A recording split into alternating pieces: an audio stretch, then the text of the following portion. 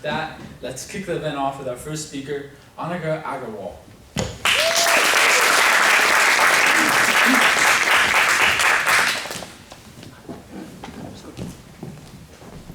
Ladies and gentlemen, distinguished guests, and fellow thinkers, good morning and welcome to Redefining Success.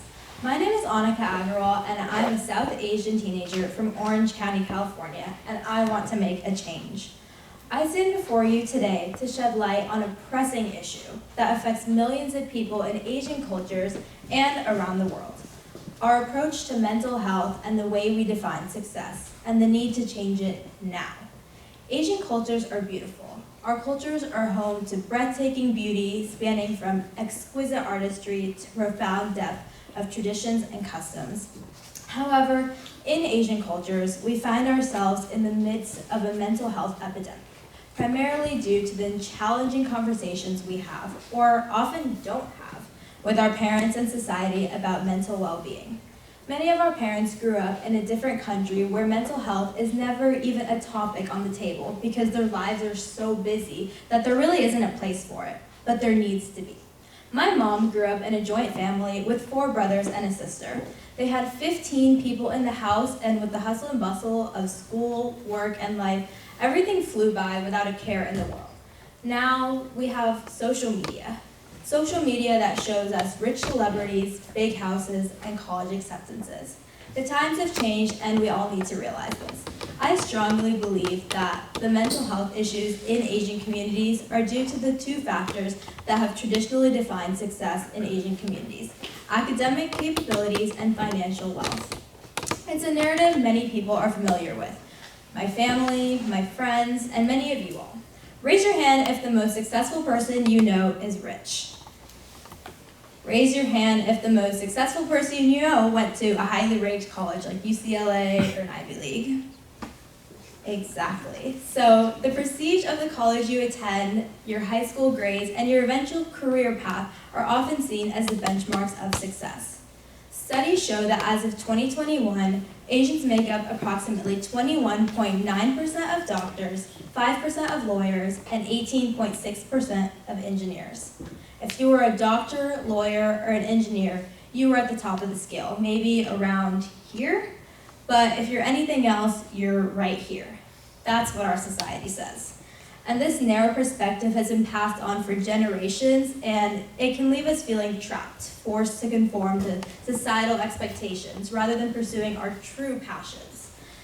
Steve Jobs once said, "Being the richest man in the cemetery doesn't matter." Welcome. Being the richest man in the cemetery doesn't matter to me. Going to bed at night saying we've done something wonderful, that's what matters to me. I can name countless teenagers who have wanted to be actors, singers, or dancers, yet their parents and friends and family insist on a more conventional path of becoming a lawyer, doctor, or engineer, something that will make more money or make the relatives proud. I've grown up with the narrative that I can be whatever I want. I was lucky enough to grow up in a household where I had the freedom to pick whatever career I decided on. But outside the house, that wasn't really the case. About a year ago, I was in the car with one of my friends and her dad. I was talking about how I wanted to go to med school and potentially be a doctor in the future. The dad then says, "Oh, you'll never be a doctor. Your brothers, they're going to be successful." And in my mind, I was like, what? And then he continued going on to say, "Your older brother, now he's really smart. And your younger brother, he's really clever. He'll find his way. But you're just going to continue leeching off your money for the rest of their lives." And this memory is just ingrained in my head. And every time I'm taking a test, or I'm tired, or I'm doing homework, all I can hear in my brain is, "You can't do this," and him telling me, "You're never going to go anywhere in life." And I think that's really toxic. I think that needs to change. Being smart is great. Having A's is great. Who doesn't love it? But so is personal growth. My older brother is super smart. He's never had a B in his entire life, but I have. In my house, we're always seen as equal. Success for me is getting accepted to the junior company of my dance studio or doing this TED Talk. Success for me is being able to spend Christmas and Thanksgiving with my friends and family. Success for every person is different. I'm blessed to have this environment, but not everybody is. In most other households, my older brother is seen as successful, but I'm seen as a failure. How can we navigate this dichotomy between traditional success and personal passion?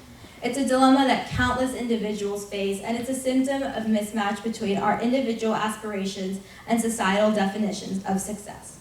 So here's the question we must confront. What is success, and how do we define it? Everyone I know is successful in some way, whether it be because they came out of their shell, they found their happiness, or they grew out of their bad habit. Success is not defined by being an engineer, doctor, or lawyer. Success is defined by what makes you happy. The person who taught me this made a mark on my life is my dance teacher, Mr. Knuckle Dave Mahajan. Mr. Knuckle grew up as a Bollywood dancer and choreographer. He overcame numerous challenges and started the first Bollywood dance school in all of America. He's best known for his work on So You Think You Can Dance. He's one of the most successful people I know. Raise your hand if you think he's successful. Another person is my best friend. She's been in theater since she was 5 years old. Even though her friends and family were always supportive, people on the outside were not. She was bullied and she was always told, oh, you're never gonna make any money being an actress. You're never going anywhere while you're being an actress. And right now she's in New York at Syracuse University on her way to a Bachelor in Fine Arts. Raise your hand if you think she's successful. Notice for how both of the scenarios, more than half the room raised their hand. Why is this the case?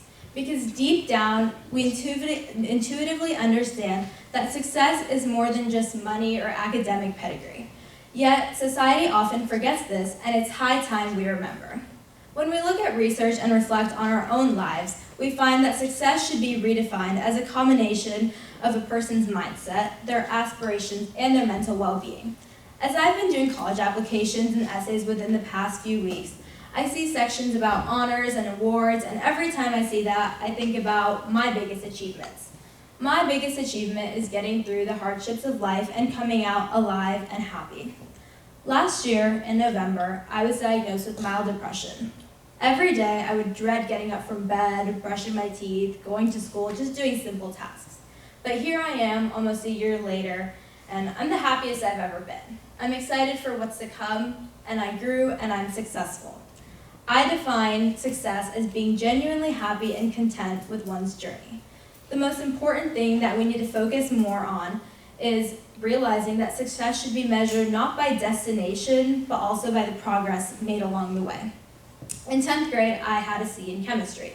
The entire semester I was worrying about having a C on my college transcript. Oh no, what are the colleges gonna think?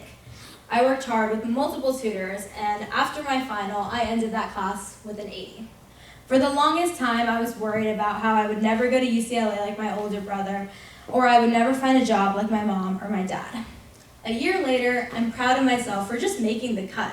If you look at the journey on a graph, the bottom is where I started out maybe at a C, and then I progressively got better, and I ended up in the middle, which is a B. I didn't end up at the top, which was represented by an A in society. But all of these points, as I slowly got better, showed that I was successful. And I realized that journey represents success. It's not about the end grade, it's about the effort, resilience, and personal growth that occurred during that process. I realized that success is a journey, not a fixed endpoint, and you should too.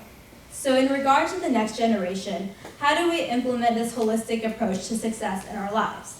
We must start by acknowledging that every individual is unique, and their path to success will be equally unique. I have brown hair, my brother has black hair, and my friend has blonde hair. We all are different, and that's the beauty of the world. When I was younger, my mom always told me, being different is what makes you special. And as cliche as it is, it's really true. Every individual is special. We must also encourage open and honest conversations about mental health, breaking the stigma that surrounds it, and recognizing that mental well-being is a critical component of our journey towards our success. When I researched my anxiety symptoms and went to my parents and said, I think I have anxiety, they said, you're too young for that stuff. And after months of trying to get them to take me to a doctor and figure it out, my mom told me, I have anxiety, and your grandma does too, and your best friend's mom does too. And that's when we got really, really close. She's now my best friend, and both of my parents support me on Sunday nights or before a big test, before dance recitals, or any time that my heart and my mind are racing. If you're struggling, just reach out to someone. That's the best thing you can do. It can be me, it can be Anne, it can be your math teacher. Just tell someone, and that's the first step. A healthy mind is the foundation upon which success is built. When we prioritize our mental health, we become more resilient, creative, and capable of overcoming obstacles. Success is no longer about sacrificing our mental health to achieve material gains. It's no longer about studying as hard as you can that you forget to eat, or being so mentally drained that you can't even physically be awake anymore. Success is your journey, your growth, and your progress. I urge each one of you to reconsider how we redefine success. Let us recognize that it's not solely about performance. It's about our mindset and our goals. Today, we can reshape our cultures, bridge the generational gaps, and build a society where success is not only meaningful, but it's also profoundly fulfilling. Let us embark on this journey of progress, where growth is at the heart of our definition of success. Thank you.